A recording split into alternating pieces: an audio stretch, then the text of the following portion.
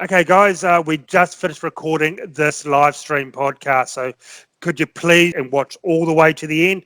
We have said a lot of facts and a lot of information that we think you should really listen to. So we do this a bit off the cuff and unscripted some of this, and we've brought up a lot of things that we do think you need to listen to. So please watch this video all the way to the end. We'd really appreciate it.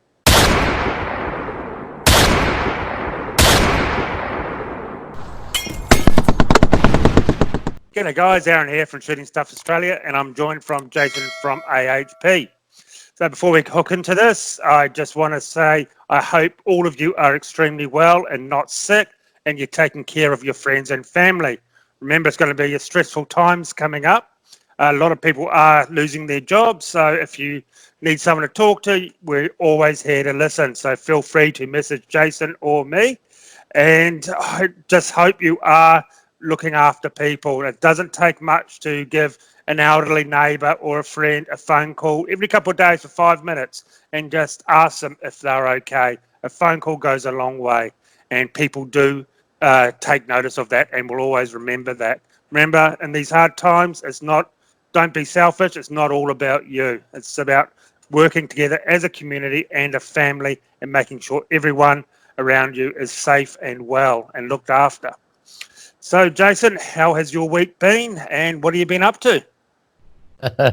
Well, we were talking about just a couple of days ago how New South Wales was holding the flag strong for public land hunting and gun shops. So pretty much yesterday, I was getting ready to go on a state forest hunt. Got a bunch of mates going. We're going to go down south here in New South Wales. And I've got an old tent, and I thought, I wouldn't mind getting a swag, and I had one in mind. They had it on special, so I travelled out to the shop. Now, this was only yesterday afternoon, so we're recording this on, Saturday lunchtime here, 4th of the 4th, 2020. So Friday afternoon, went to the shop, and as soon as I got into the shop, I was about to walk in, I got all these notifications, and bing, bing, bing on the phone. I thought I'll wait until I get out of the shop. Anyway, bought the swag and a few small bits and pieces. Got back in the car, checked my messages. All of a sudden, basically public land hunting in New South Wales now has been shut down. Now, the scary part about it was, again, the police, again, are making the rules. You think this would come from the government, and I'm just reading here.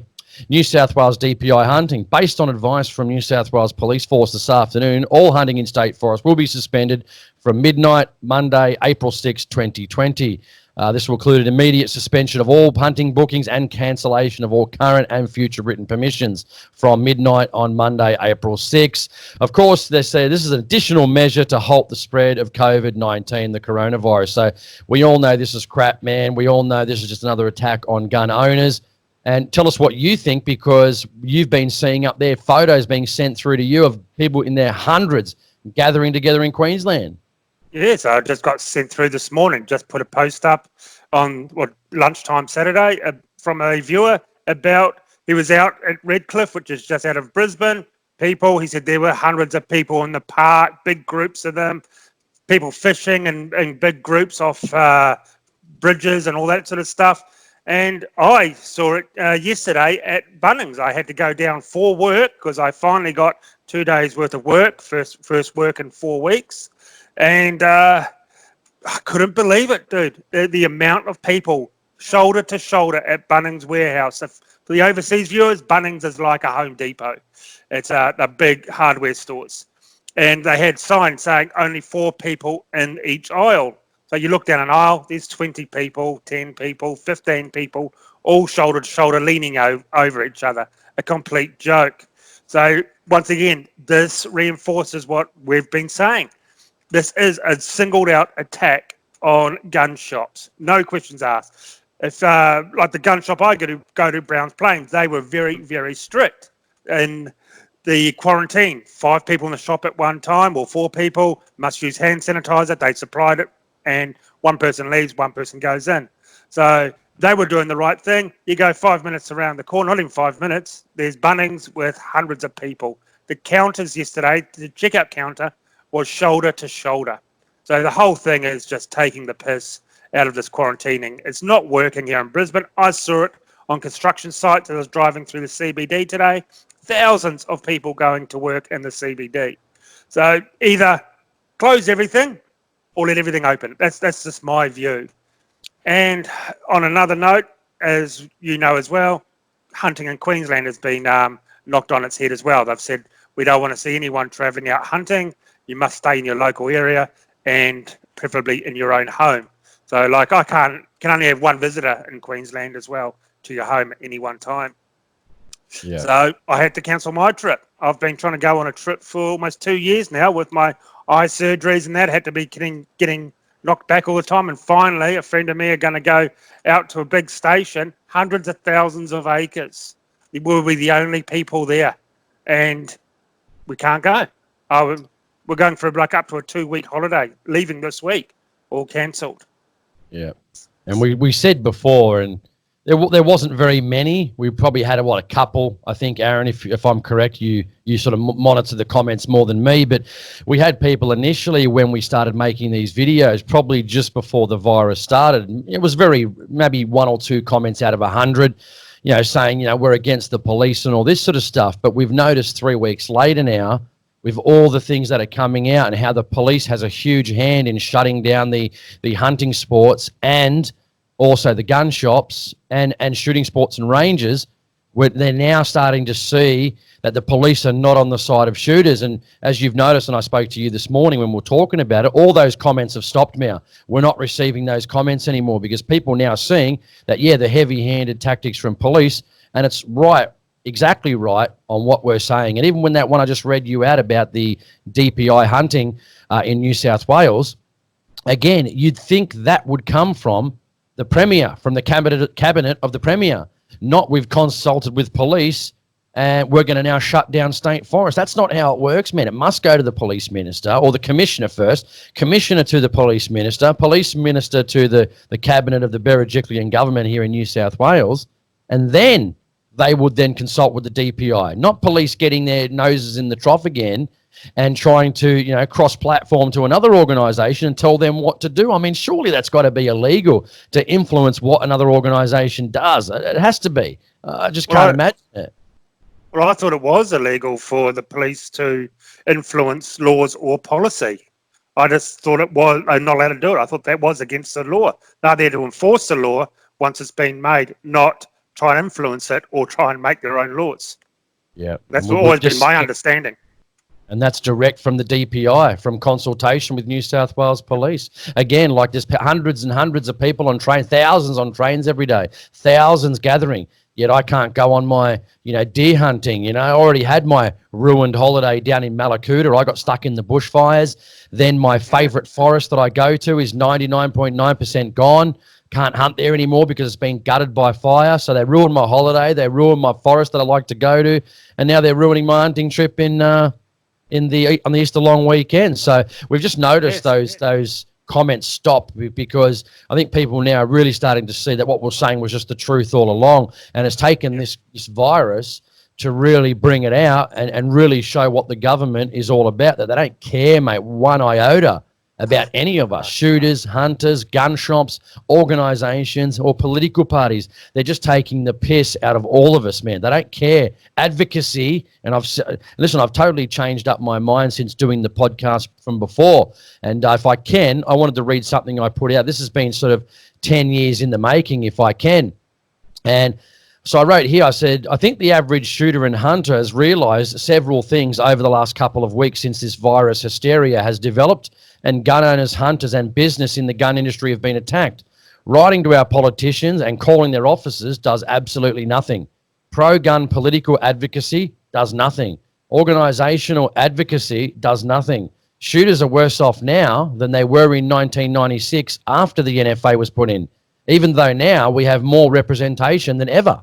The only question I'm going to be asking from here on in from any party organisation is, when is the legal action starting? Anything less is just pissing in our pockets. Right up to this point, the government has not listened to anything else. They are just laughing at us. So when is the legal action starting? So this is a good segue, Aaron, into our thing about, organisations and political parties. But for the last 10 years since I've been doing the show, it's not done one single lick of difference. And I was a big proponent of writing and calling the politicians We saw David Elliott, who had the prohibited category R firearm. He's going to get away with that. The government and the police have just brushed that under the carpet. They don't care. The minister doesn't care. The premier doesn't care. The government doesn't care. The prime minister doesn't care. Nothing is going to make any difference, mate, other than straight away now, legal action. You can put shit on the internet all you like and say, hey, we're advocating for our members. Mate, we do that and we do that for free. The time for cheap talk is over. They're not listening to us. They're not even listening to organisations. They're just laughing. They think we're idiots. They are. They are. And you and me have talked about a lot of this in the last couple of days. Like we all know, the WSAA is not going to do anything. And other organisations have been just giving us lip service. I'm sorry, the organisations, we're just not talking about WSAA, all lip service. We've talked to this person, we've talked to that person, we've written this letter, we've written that letter. Yeah, okay, that's all good. You got to know, you've seen the interviews, you've talked to pro-gun politicians, and I've read stories about them, and they all say in Parliament there is no appetite to change any gun laws or do anything for shooters because it is political suicide. And all they care about is their public image to the masses so they can get their big cushy job again. And even the pro-gun ones don't give a shit about us. It's just, I want to keep my big fat 200 grand a year paycheck. And that's what it is. And people have to understand that. I hate saying this. I don't want to say this. But writing letters is completely 100% useless. The WSAA were gloating at this time of our need, gloating how many more members they got, almost 200,000 members, saying, well, we got all this is great. Okay, that's millions and millions of dollars in fees you have now. Use the fucking stuff. Use the money. Get out there, get a lawyer, boom, in court. Right, we're taking the government to court next week. We're going to start legal proceedings, not lip service on, we wrote a letter, please write your own letter. We've done all that. I've written dozens of letters over the years, and half the time I don't even get the official response back that you're meant to get. I know they don't listen to it. I know they 99.9% of the time they won't even read it. Straight in the bin, whatever, it's a shooter, I don't care. A friend of mine went to our local member down the road here and talked to him about all this. He wouldn't give him the time and they had no interest. All he could say was, I'm busy with other stuff. Also, anything to do with guns is for public safety. Well, quite frankly, that's just bullshit and piss weak. I hate saying it, but no point writing letters, guys. It's a complete and utter waste of time. The organisations have the money. They've got to stop this lip service and just kissing our asses so they can get more members themselves. And I'm just not talking about WSAA. It's all organisations. I'm really sorry I got to say that, but that's just the way how I feel, and that is the truth. But should we stop trying to do something? No, we shouldn't really stop, but you've got to weigh it up. How much of your life are you going to waste just trying to fight this? And you know your letters go absolutely nowhere, and you're paying your membership fees for organisations who should be taking the baton and running with it. That's the way I see this. Let me have it. This was interesting too. After putting up that post, I mean, but like I said, we're making this on lunchtime on the 4th of the 4th, 2020, and I only put this up about an hour ago. So I wanted to read this. I found this very interesting. There was a guy on my page called Laduma, and he said, I attempted to raise this point, this is about legal action, on the WSAA Victoria page and was met with this response from one of the board of directors. He was also calling other people that commented big mouths. I asked the WSAA to address the fact that some of the bloody board directors were behaving like this in what should be a civil conversation and some potential improvement points of their organisation and received zero supply. They only care about themselves and use our money like it's their own.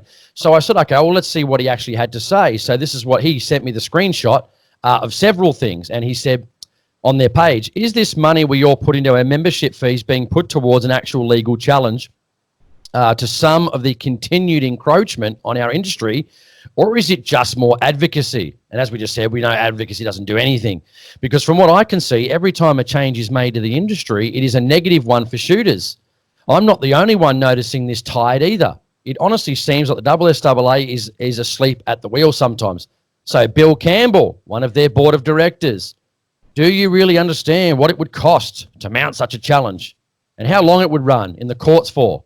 And adds 3 question marks. Probably not. And then he adds 3 exclamation marks after that. You are just like the other whingers, demanding unreasonable efforts from what is basically a small organisation. You have had your moment of glory. Now get back in your cave. Now, this is from the board of directors. Now let me go. You also put a link to the tenure of Bill.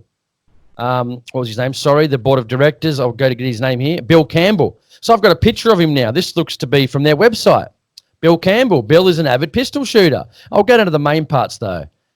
His professional background is in maintenance and management work. That's fine. As a board member, Bill's focus will be on advocating to government, retaining and growing the membership, finding suitable land for rangers, particularly in the east, and securing national parks for hunters.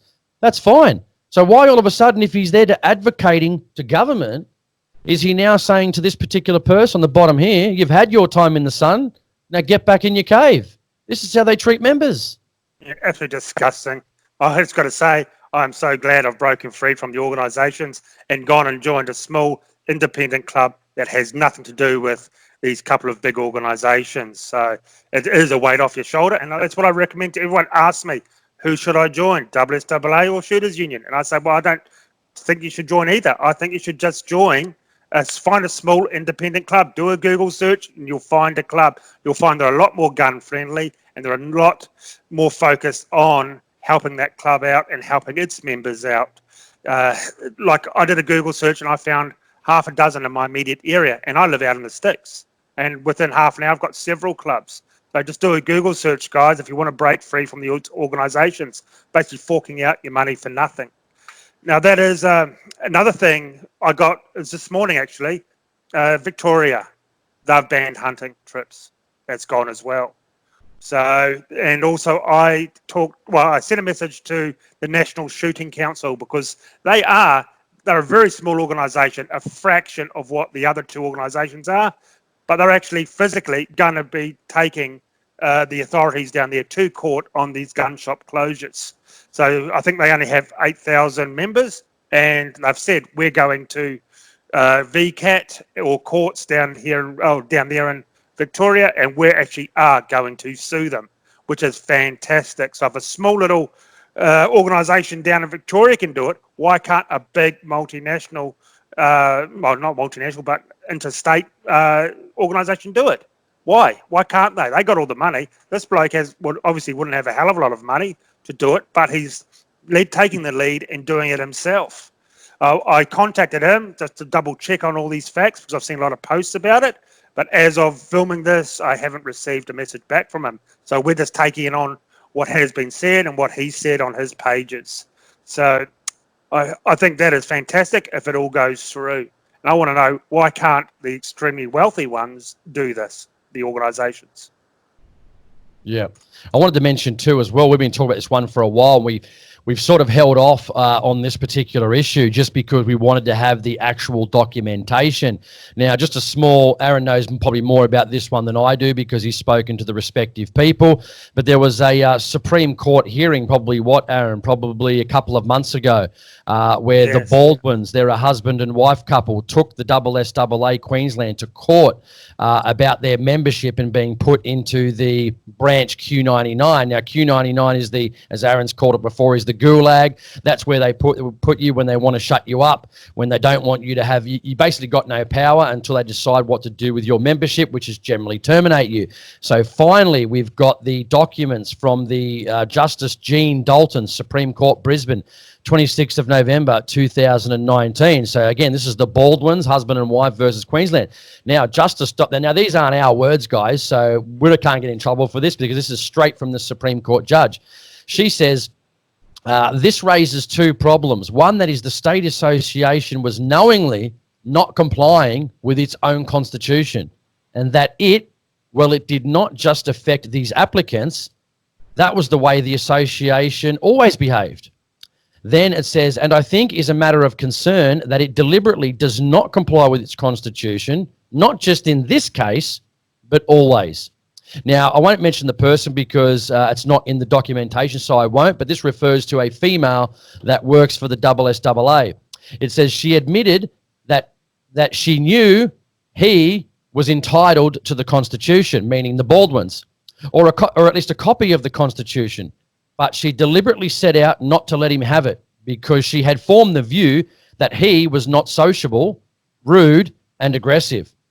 And I think when she was first asked about this in her evidence, so this is the person from the SSAA, she said Mr. Baldwin had no business looking at the state constitution, as though somehow, despite the rules of the organisation, she had some sort of overriding power to make judgments of that kind.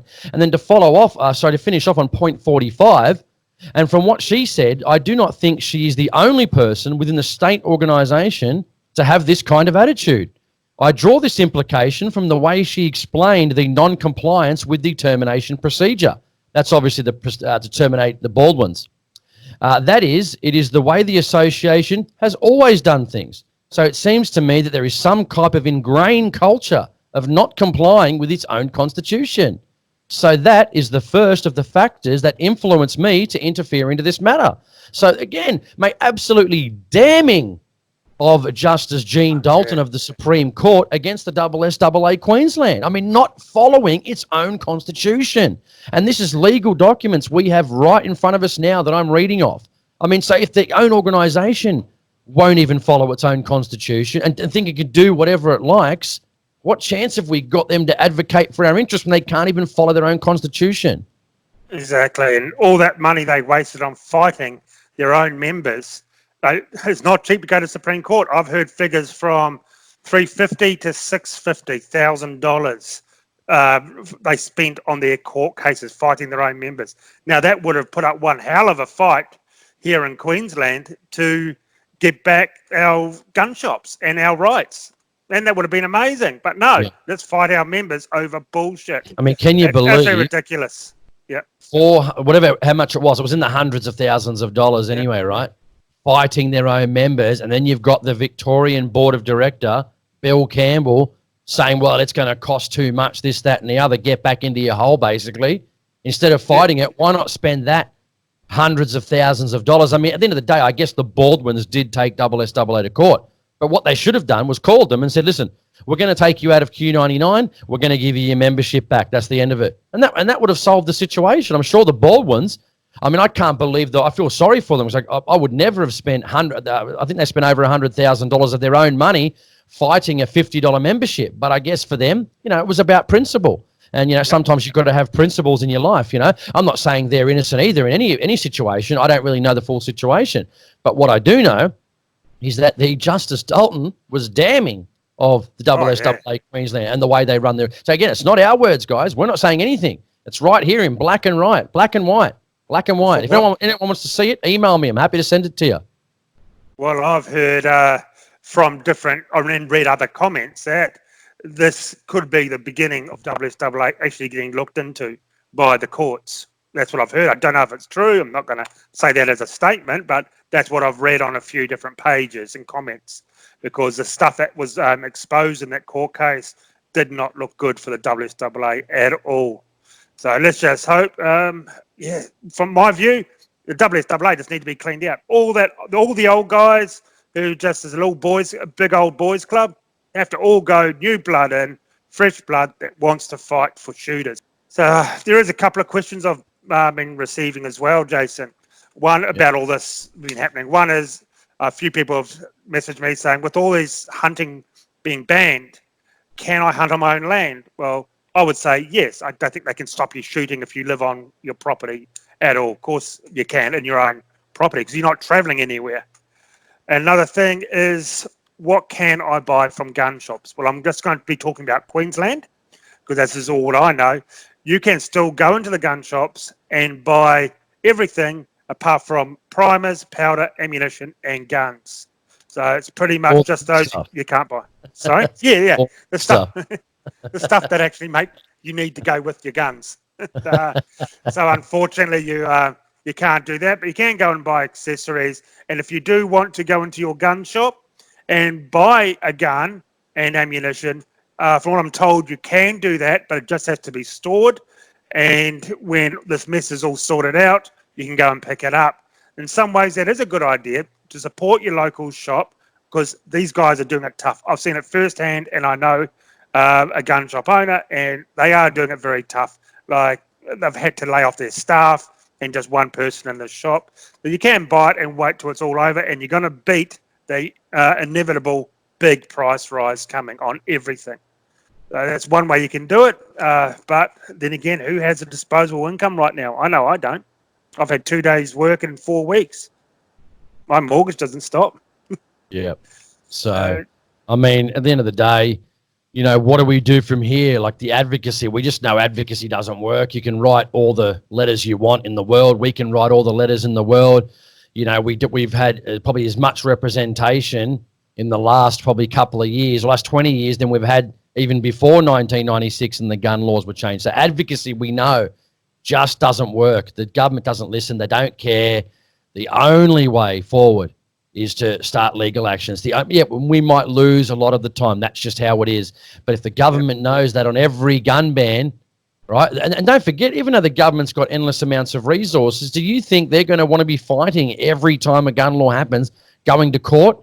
And they've got budgets too. They've got budgets as well. That's just going to cost people money at the end of the day. And if they go, oh my God, the shooters are going to be suing us again, again, perhaps it might give them cause just to sit back and reflect on what they're trying to do. But at the moment, there's no resistance. There's no resistance from pro-gun parties. There's not enough people in Parliament. And the fact is, we're never, ever going to have enough people in Parliament. Even now, we've got more shooters now probably than there was in 1996. There's more guns in circulation now than 1996. And you've got one there, Aaron. This is very interesting.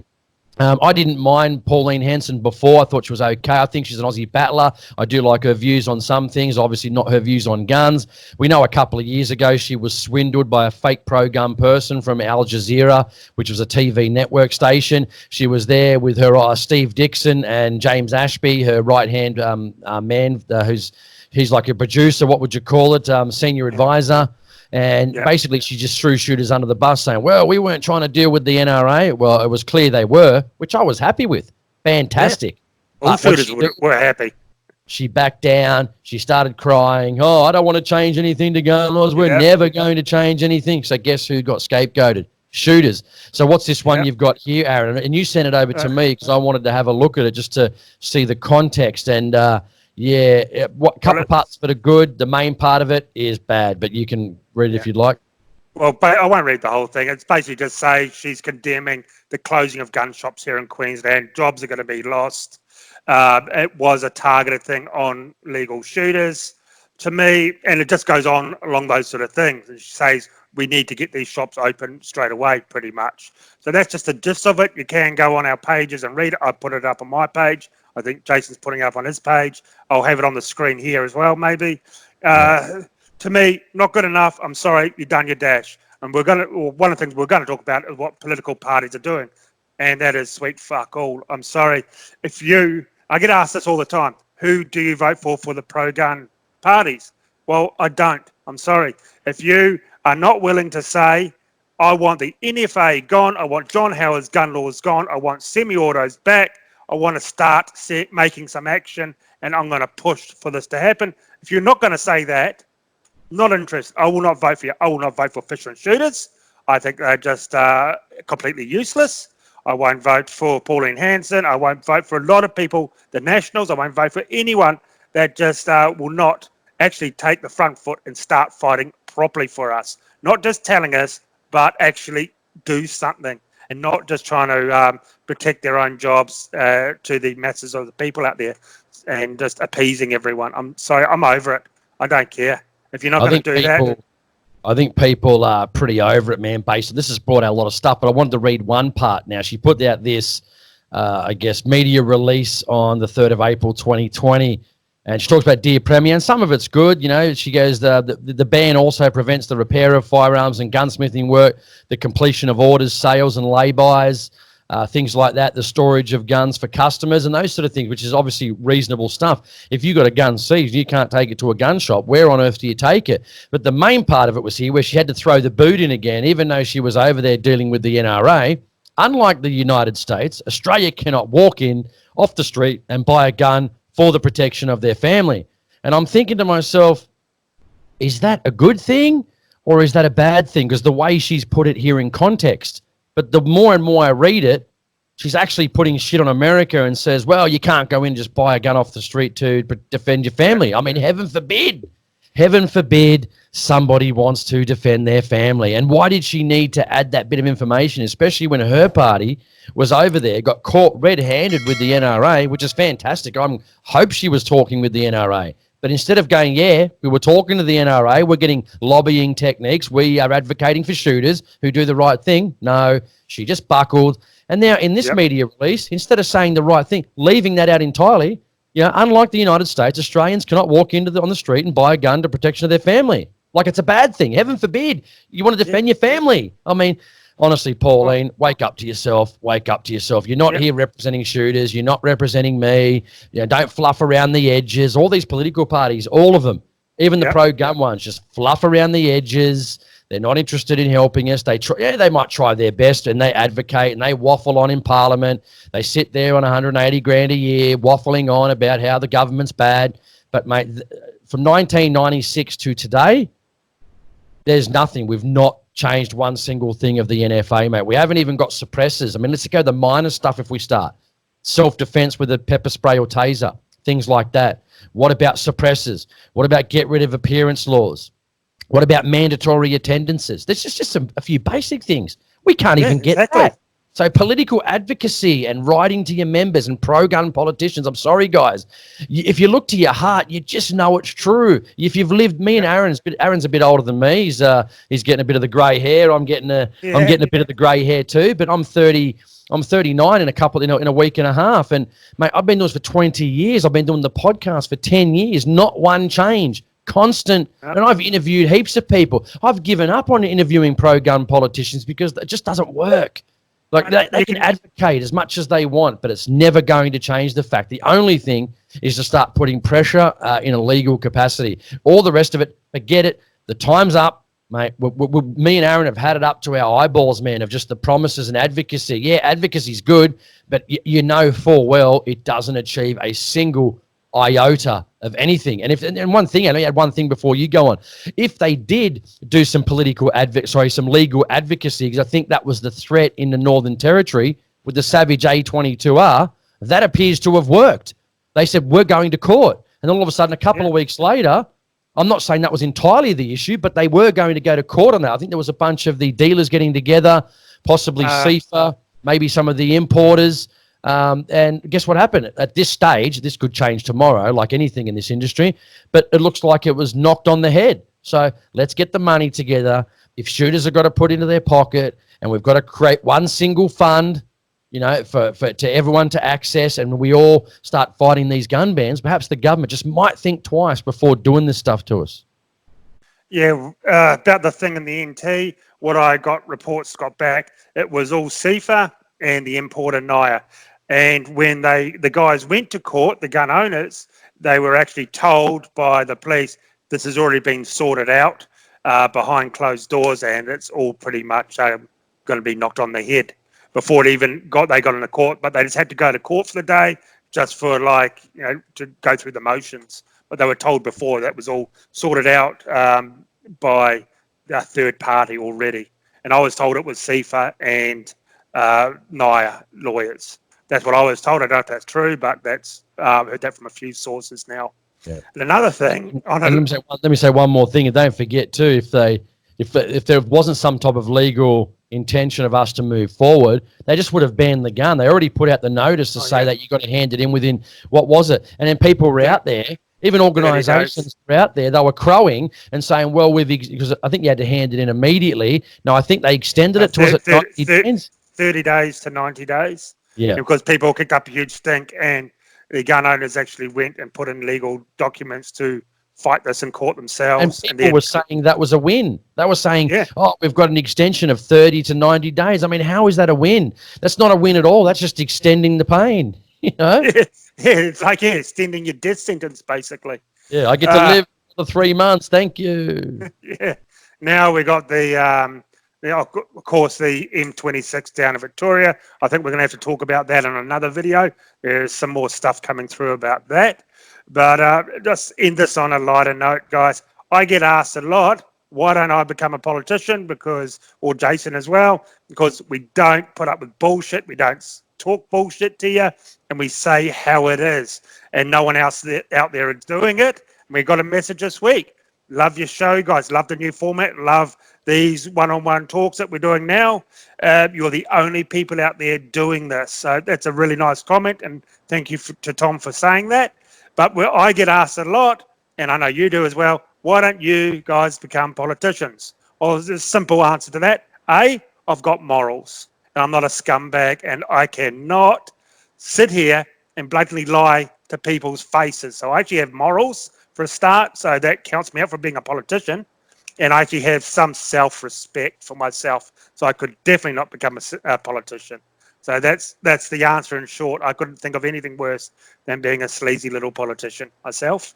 And all we're doing, guys, we're not under that goes for us too, guys. All we're doing is bringing you these videos of information.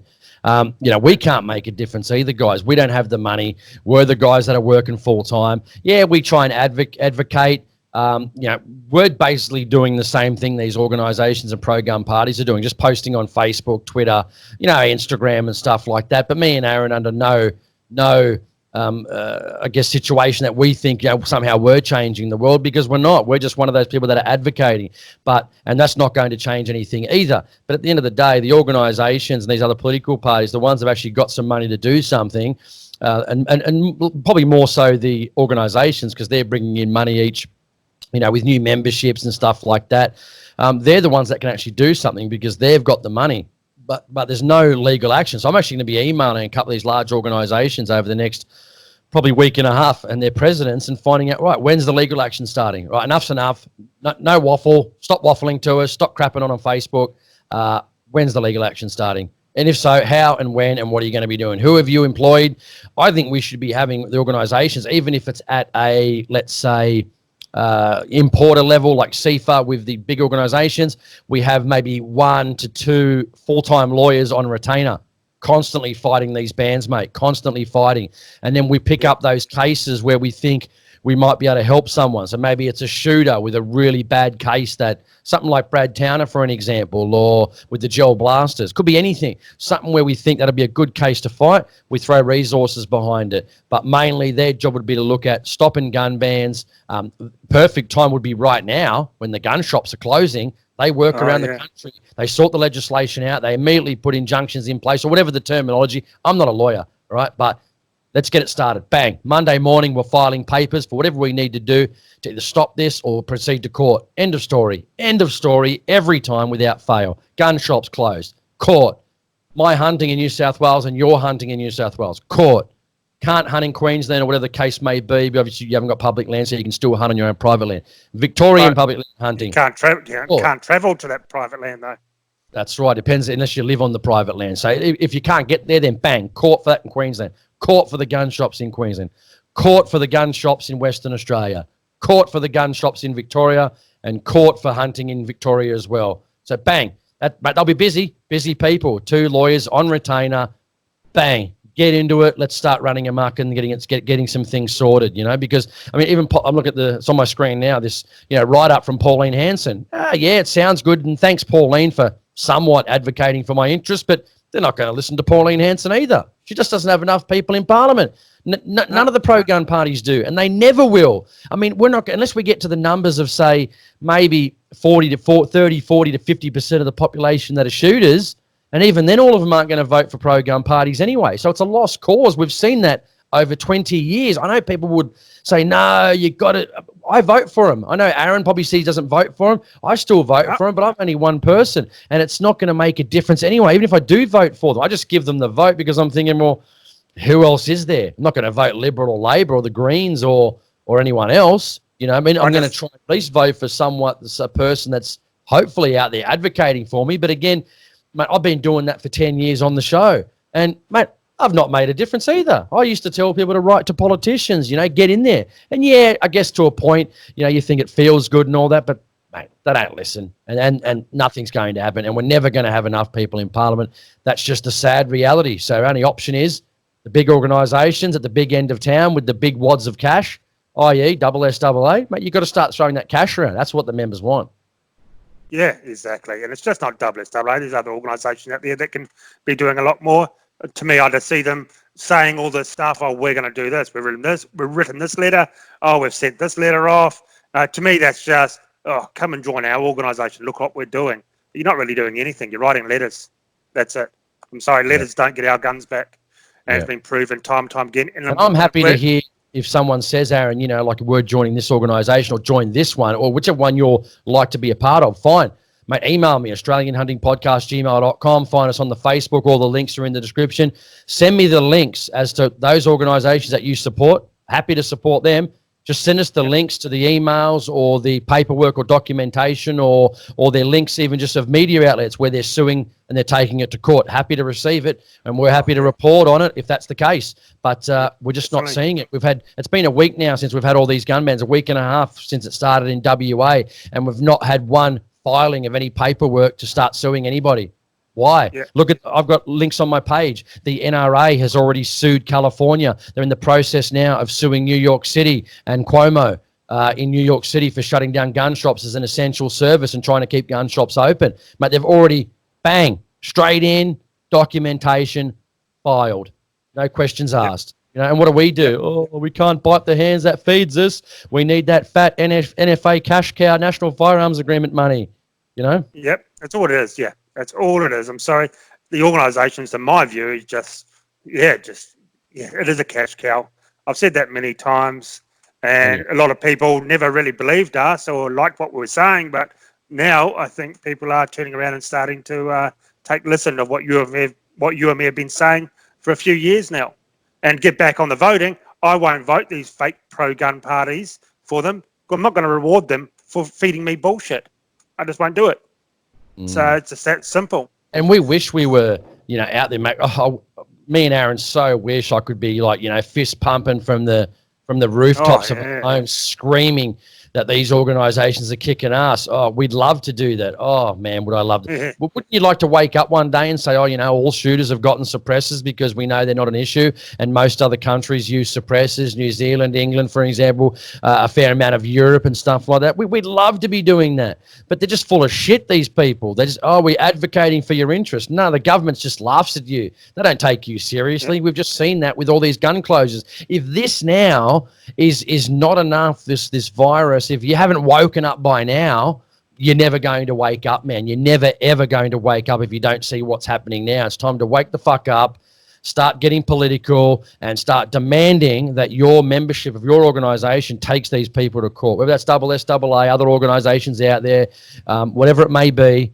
Because, mate, in 10 years, we're not going to have any guns if this keeps going, man. If this keeps going, gun shops are going to go out of business. Aaron's speaking to the gun shop. So am I. Mate, these people are beside themselves. They don't know what to do. And then they say, oh, but we're still open for farmers. I spoke to a guy last night. I mean, that's not going to pay their bills. Yeah, okay, farmers can get access to their ammunition. Okay, that's fine. Again, that's a minuscule, it's not even on my radar. But a guy sold a round of 20 rounds of ammunition last night. He made $8 to be open for the day. It doesn't even pay for the air conditioning to run the shop, let alone insurances, employee wages, keeping the lights on. It's not doing anything. So we've got to open it up to Category A and B and the normal Category H, your general run-of-the-mill shooter. Because if you don't do it soon, we're going to start hearing about gun shop closures, bankruptcies, people committing suicide, just like we saw in 96 when businesses were ruined. People committing suicide, family breakups. This is what we're going to see.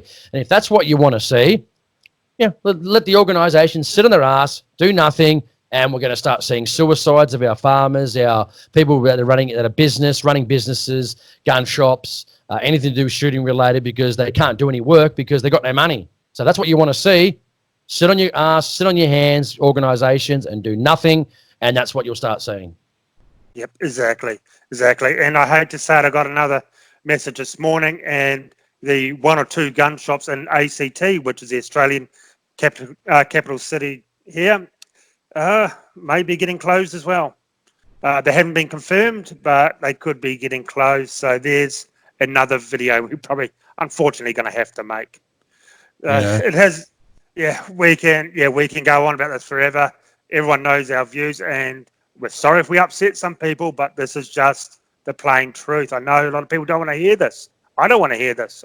I wish, like you, we could have great news. WSAA fought tooth and nail. We have suppressors back. That would be fantastic. But no. WSAA fighting their own members. That's all I've been hearing lately. Hundreds of thousands. You just can't believe it. Like all are because of a gripe, all because of whatever it may be. Van, I don't care who's right or wrong from both sides. All I know is that membership are out of how many hundreds of thousands of dollars, man, that could have been used to fight gun bans. I mean, you think 300, 400, 500K, whatever they spent, I don't care what the amount is. It's in the hundreds. Could have been, how far would that have gone? A couple, 200-300 grand. That would have got you a long way along the process. That's for sure. You know, at least one of the gun bans, tie them up in court. But no. Exactly, but no, not at all. So I guess we'll just wrap this up now, and we're going to talk about something positive one day, man. I promise. Yeah, we're getting there. We've got about a list of half a dozen videos we want to make on different topics.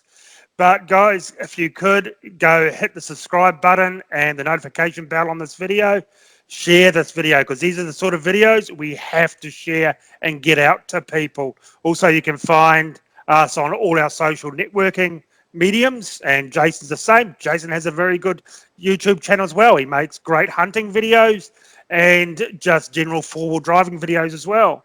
So get out there, support his channel, support all our social networking stuff. Also, one thing happened to both Jason and me. We are being shadow banned on Instagram big time. We just can't get over a certain number, and Jason's got it as well. So if you can head over to Instagram and follow Jason at Australian Hunting Podcast and me at Shooting Stuff Australia, would really, really appreciate it, because we are just getting nailed there. Nothing's moving. I reckon at one stage I was getting, probably between 50 and 80 a week constantly for almost 7 months. And then it just literally one day, it just went backwards. And I'm like, what's going on here? Then I started reading about it. And if you use too many tags, or you're a gun channel and stuff like that, they just absolutely decimate you. And I was going backwards, and I'm like, how was I getting 50 or 60 a week for 7 months and then nothing? But, again, all these bloody, Instagram owned by Facebook and all these large corporations. But, that's for another time. Yeah, that's on the list, guys. We'll have to talk about something shooting related come next time. We have to. We've got to bring some joy into people's lives. And guys, like Aaron said, and I'll like sort of reiterate that sentiment. We don't want to have to be doing this. We wish, but I've been doing it 10 years now, and I've noticed just in the last couple of weeks too of the organisations. I mean, even though their advocacy, as we know, we just explained, it doesn't work. At least now, somewhat, I can give them probably an extra 2%, because at least sometimes their language now on their letters to these politicians has now gone up a notch or two. None of this wishy-washy crap that, can you please help us? We're advocating for our members. No, some of them are starting to get out there and using some fairly strong language. So I can see that as a positive. It's still not going to do anything, but I guess that's a start of, trying to move forward somehow. But like we said, legal action now, no more excuses, get it done. Yep, exactly. And we'll just wrap this up, because I think, people, may not just want to hear all this bad stuff continuously. I know we don't.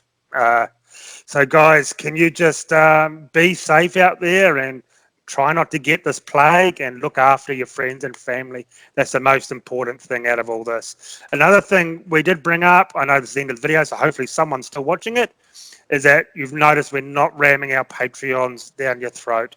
It's not the time for that, guys. People are really suffering. We really do appreciate the guys who are on our Patreon accounts, but we understand everyone has bills, and it's going to get very tight out there. So it means more to us right now if you just subscribe to our channels and follow us on all our social media networks, and just support us in general. It means a lot more to us. Start asking your organisation. Like I said, don't worry about anything else. There's only one thing you need to ask from now on. Not wishy-washy, no waffling. When are you starting legal action? That's all you need to know. Yeah. Anything else is just lip service and crap. Yeah, and if it's not what you want to hear, go find another club to join to keep your guns. That's about it. So, guys, well, stay safe, and you'll be hearing from us very, very soon.